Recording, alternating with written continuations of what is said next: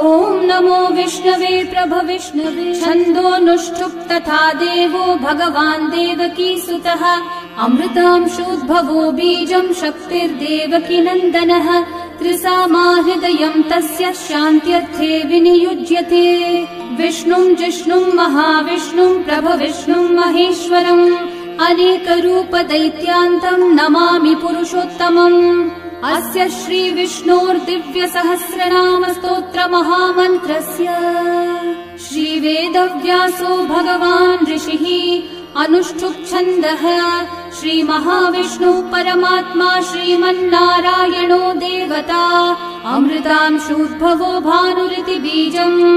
देवकी नन्दन सृष्टेति शक्तिः उद्भव क्षोभणो देव इति परमो मन्त्रः।